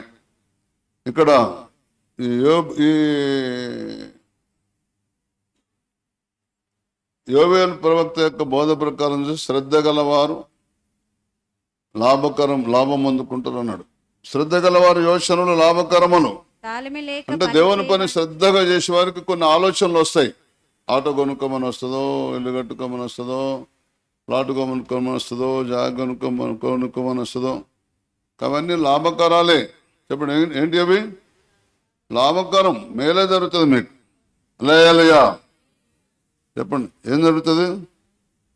మేలే జరుగుతుంది నీకు, లాభకరం. శ్రద్ధ గలవారి యోచన లాభకరములు. తాళమి లేక మా చిన్న ఆయన అయితే ఒక ఆయన ఉండేవాడు, మిలిటరీ ఆఫీసర్ ఉండేవాడు హైదరాబాద్లో. ఆయనకైతే యేసు దేవుడు అంటే ప్రాణం అన్నమాట. ఆయనకు దేవుడు శ్రద్ధ గలవారి యోచన లాభకరం అనండి. ఆయనే ఒక మంచి ఆలోచన వచ్చింది. ఊరు బయట ఒక 10-15 గుంటల స్థలం తీసుకొని ఆలోచన వచ్చింది. 1000 గజాలు అనుకుందాం అంటే గుంటలు 10 గుంటలు ఆలోచన వచ్చింది. వెంబటే పోయి తీసుకున్నాడు. అందరూ అన్నారు, నీకన్నా తలకాయ దాకా ఊరు బయట తీసుకున్నాం, ఊరు బయట తీసుకున్నాం అని పదం పాడిండ్రు. 5 ఏళ్ళు 10 ఏళ్ళు తర్వాత ఇప్పుడైతే అది నడువురైపోయింది. హైదరాబాద్లో నడువురైపోయి ఆయన ఏం చేసింది తెలుసా? కొంత భూమి అమ్మి మిగిలిన భూమిలో బిల్డింగ్ కట్టేసాడు. ఒక్క పైసా చేతికి తగలే. శ్రద్ధ గలవారి యోచనలు లాభకరం. చెప్పండి, శ్రద్ధ గలవారి యోచనలు లాభకరం. నువ్వు మోసం చేయడు దేవుడు.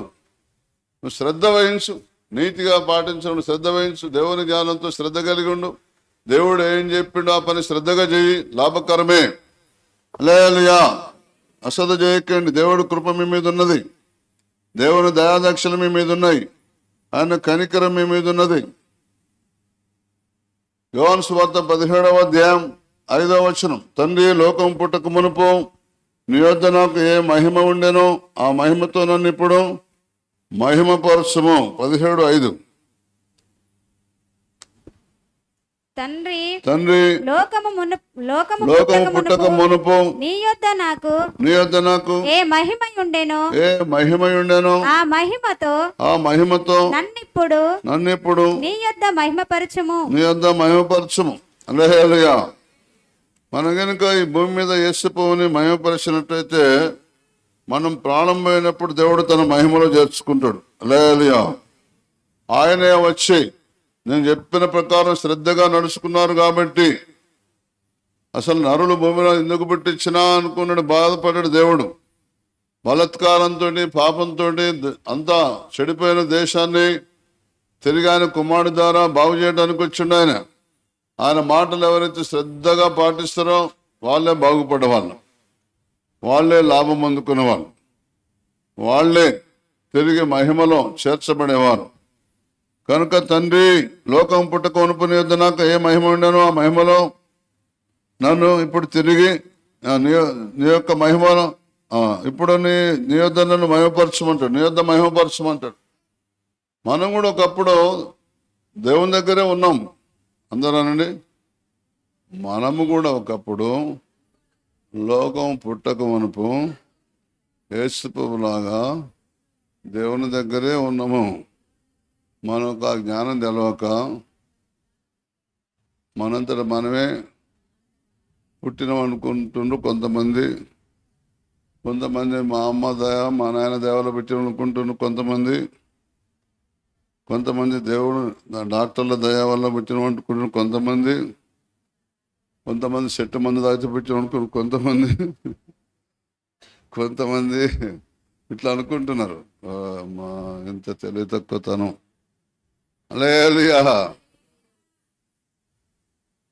ఎఫెసీయులకు రాసిన పత్రిక 1:4-5 ఇలా రాసి ఉంటుంది. ఏమని రాసి ఉంటుంది అంటే, మనం జగత్తు పునాది వేయబడే మునిపే మహిమలో ఆయన కొరకు ఆయన ద్వారా మనం భూమి మీదకి జన్మించమని రాసి ఉంటుంది. 1:4-5.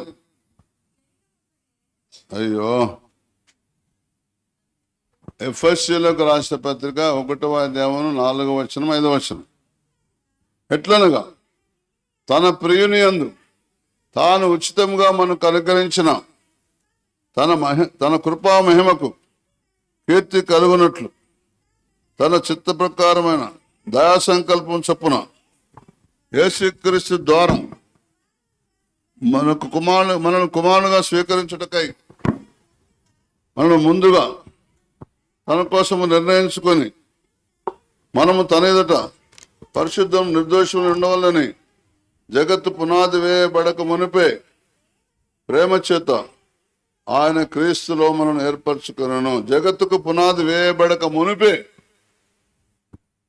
హల్లెలూయా. మనం దేవుని దగ్గర ఉన్నాం. ఇప్పుడు మనం భూమి మీద దేవుడు చెప్పిన పని చేస్తే, హల్లెలూయా, దేవుడు యేసుప్రభువుని ఎలా చేర్చుకున్నాడో మహిమలో నన్ను కూడా చేర్చుకుంటాడు. భూమి మొలకను మొలిపించినట్లుగాను తోటలో విత్తబడిన వాటిని అది మొలిపించినట్లుగాను, హల్లెలూయా, మొలిపించినట్లుగాను నిశ్చయముగా సమస్త జనుల ఎదుట ప్రభువు యెహోవా నీతిని స్తోత్రమును ఉజ్జీవింపజేయను. అంటే అర్థమైందంటే, ఇప్పుడు చాలా మంది దేవుని స్తోత్రం చెల్లించబోతున్నారు. చాలా మంది ప్రజలు నీతిని పాటించబోతున్నారు. ఇప్పుడు అందరికీ అర్థమవుతుంది నీతి అంటే ఏంది, దుర్నీతి అంటే ఏంది. ఇప్పుడు ఈ ప్రభుత్వం వచ్చినాక నీతి అంటే ఏంది, దుర్నీతి అంటే ఏంది అందరికీ, సామాన్యులు కూడా అర్థమైపోతుంది. తెలుసా? హల్లెలూయా. అందరికీ అర్థమైంది. తప్పింది ఒప్పింది ఉత్తగానే అర్థమైపోతుంది. హల్లెలూయా. భూలోకము దేవుని సంది చెడిపోయి ఉండేను. భూలోకము బలాత్కారంతో నిండి ఉండేను. చెడిపోవటానికి కారణం ఏంది? బలాత్కారం. అందరూ అనండి. చెడిపోవటకు కారణం ఏమనగా బలాత్కారము. బలాత్కారం అనగా సైతాను కానీ, లేకపోతే సైతాను ఆధారం చేసుకొని ప్రభుత్వం చేసేవారు కానీ మనని బలాత్కారం చేసేదరు, పాపం చేయమని బలాత్కారం చేసేదరు, వారికి మనం లోబడేదము. అప్పుడు దేశమంతా చెడిపోవను. హల్లెలూయా. అయితే మనం అన్యజనులు మన మీద ప్రభుత్వం చేయొద్దు దేవా అని మనం కన్నీరు విడిసి బతిలాడిన ఎడల, అయ్యో అంటే ఏమవుతుంది? యెహోవాకు ప్రార్థన చేయు లేదా యెహోవాకు పరిచర్య చేయు యాజకులు మంటపమునకును బలిపీఠమును మధ్య నిలబడి కన్నీరు విడిచు యెహోవా అన్యజనుల వీరి మీద ప్రభుత్వం చేయనట్లు అవమానానికి అప్పగింపకయ్యా అని మీరు కన్నీరు విడుస్తూ బతిలాడుకున్నట్లయితే దేవుడు ఎమ్మటే చర్య తీసుకొని మీ సమస్యలన్నీ పరిష్కారం చేయడానికి అన్యజనుల ప్రభుత్వం మీ మీద అవసరం లేదు. మీకు కావాల్సింది ద్రాక్షరసమే కదా, ధాన్యమే కదా, నూనె కదా అని సమృద్ధిగా మీకు పంపిస్తాడు. అప్పుడు ఎవరి మీద ఆధారపడే పని లేదు. హల్లెలూయా. అంత మాత్రమే కాదు, ఉత్తర దిక్కు నుండి, వింటున్నారా, పడమటి దిక్కు నుండి మీ శత్రువులు ఎవరైతే వస్తారో తూర్పు సముద్రంలోనికి, వింటున్నారా, ఉత్తర దిక్కు నుండి వచ్చి వాటిని మీకు దూరముగా పారదోలి దేవుడు ఉత్తర దిక్కు, అసలు మనకు ఉత్తర దిక్కు నుంచి ఉన్న గొడవంతా అనండి, మనకున్న గొడవంతా ఉత్తర దిక్కు నుండే దేవుడు పారదోలుతానని చెప్తున్నాడు కనుక, ఎండిపోయిన నిష్ఫల భూమికి వాటి తోలివేస్తని చెప్తున్నాడు కనుక, అవి గొప్ప కార్యము చేసిన కనుక వాటి ముందటి భాగమును తూర్పు సముద్రంలోనికి తోలుతానని చెప్పిండు కనుక, వెనకటి భాగమును పడమటి సముద్రంలోనికి తోలివేస్తానని చెప్తున్నాడు కనుక, అక్కడ వాటి దుర్గంధము లేచిన వాటి కుళ్ళు వాసన కొట్టును. మామూలు వాక్యం కాదు, ఇప్పుడు తెలుసు మీకు అర్థం కావట్లే. కానీ ఇప్పుడు మన భారతదేశ స్థితిగతులకు సూటబుల్ అని వాక్యం అన్నమాట. మామూలు వాక్యం కాదు, మీకు అర్థమైతే అర్థమైనట్టు ఉంటుంది. ఇప్పుడు ఆ మధ్యన కరోనా వచ్చినప్పుడు వాళ్ళకి ఏది నాలుక మీద తింటే ఏమీ అర్థం కాలేదట. ఏ సప్పగా ఉన్నది తెలియదు, కారం ఉన్నది తెలియదు, ఏం తెలియదట. మొత్తం గొడ్డు కారం వేసిన కారం ఏం తెలవట్లేదు నాకు, కారంలాగా తెలియదట. ఇప్పుడు మీకు కూడా అంతే, మీకు కరోనా ఉన్నదనుకో, ఇప్పుడు ఈ వాక్యం ఎవరికి అర్థం కాదు. మీ మెదడుకు కరోనా ఉన్నదనుకో అసలు అర్థం కాదు. అది సప్పగున్నది తెలియదు, తీయగున్నది తెలియదు.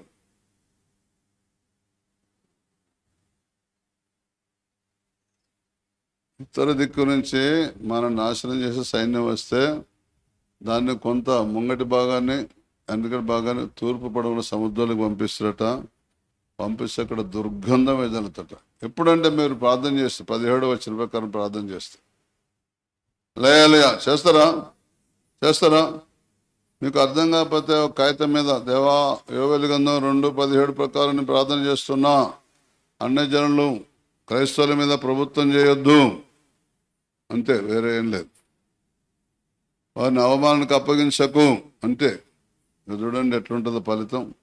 20వ వచనంలో ఫలితం చూపెడతాడు దేవుడు. హల్లెలూయా. అహరోను ఐగుప్తు జనుల మీద తన చేయి చాపగా, మోషే కాదు, అహరోను అంటే మీరే. అహరోను అంటే యాజకులు అంటే ప్రార్థన చేసేవారు. మీరే చేయి చాపితే వాళ్ళకి మీదకి కప్పలు వచ్చేస్తాడు. కప్పలు వస్తే ఎంబటే మోషని పిలిపించే, మోషే కప్పలతోటి మేము ఎగలేకపోతాను, మా మంచాల మీదకి పరుపుల మీద కూడా దూకుతున్నాయి, బ్యాగ్ అని ఎట్లా మోషే అని మళ్ళీ వచ్చి మోషని బతలాడుతాడు తెలుసా. అట్లా ఉంటుంది మీ కథ. హల్లెలూయా. ప్రార్థన చేసుకుందాం. తలలో ఉంచండి, కళ్ళు మూసుకోండి. దేవుడు మిమ్మల్ని ఏర్పాటు చేసుకున్నాడు, పిలుచుకున్నాడు, ప్రత్యేకించుకున్నాడు. దేవుడు మిమ్మల్ని తన మహిమ కొరకు ఏర్పాటు చేసుకున్నాడు.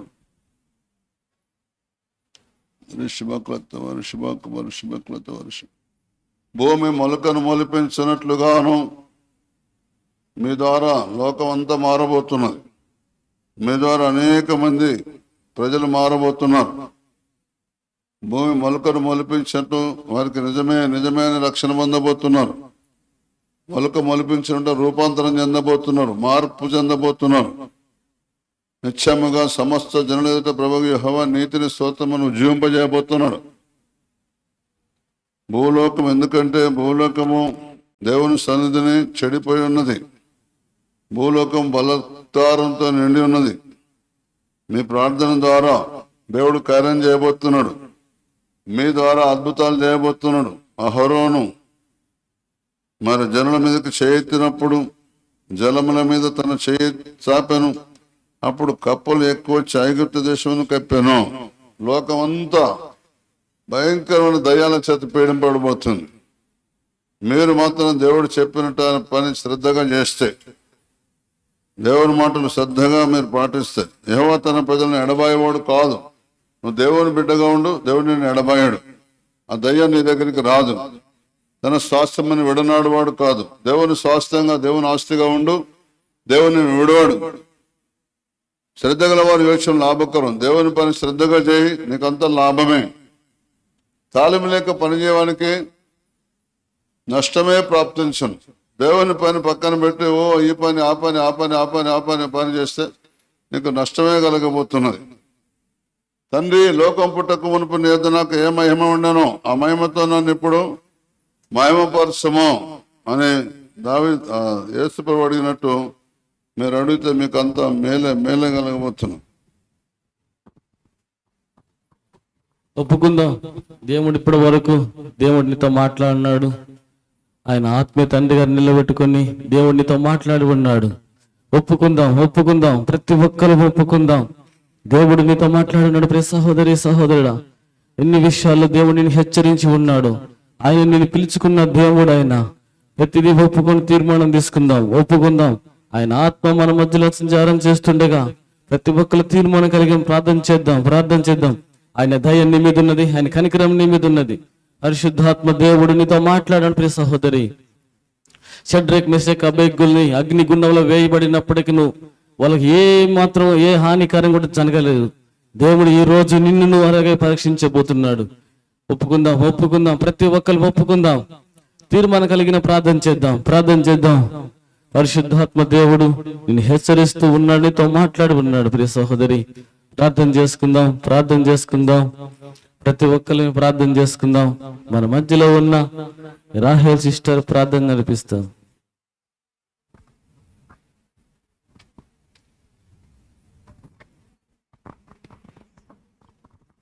స్తోత్రములు తండ్రి, నీకు వందనాలు నాయన.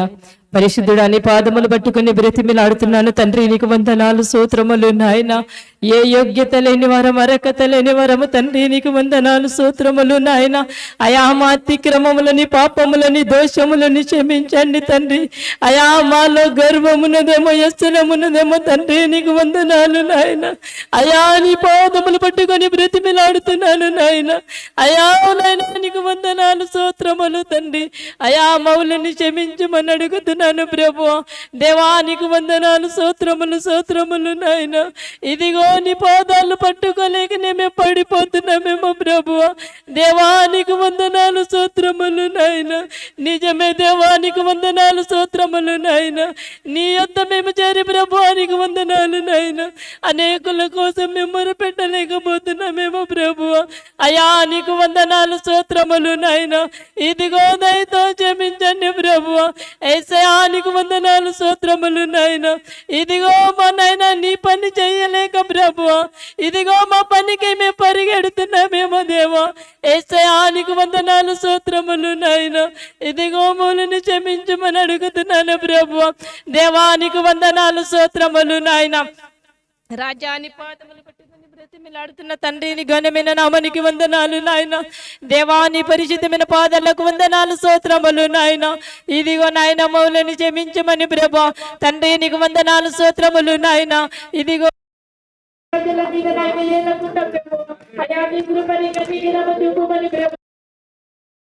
నాయన వేడుకుంటున్నాను తండ్రి, నీకు వందనాలు నాయన. దేవా నాయన నీకు వందనాలు, స్తోత్రములు నాయన. ఏ విధముగా నడవాలను మాతో మాట్లాడవు ప్రభా, ఏ విధముగా నడవకూడదు నాయన నువ్వు తెలియచెప్పావు ప్రభా.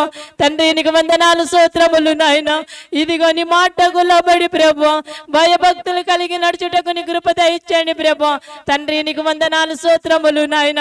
దేవాని పాదములు పట్టుకుని బ్రతిమిలాడుతున్న నీ ఘనమైన నామానికి వందనాలు నాయన. ఇదిగో విన్న మాటలు నాయన మా హృదయముల ఫలింప చేయమని ప్రభా. అయ్యా గడగడ వణుకుతుని చేయించుటకు నాయన భయభక్తులు కలిగి నడుచుటకు నీ కృప మాకు దయచేయండి ప్రభా. ఎంత మాత్రము నిర్లక్ష్యంగా ఉండక ప్రభా నీకు వందనాలు, స్తోత్రములు నాయన. అయ్యా నీకు వందనాలు, స్తోత్రములు నాయన. సహాయము చేయి, కృప చూపమని ప్రభా.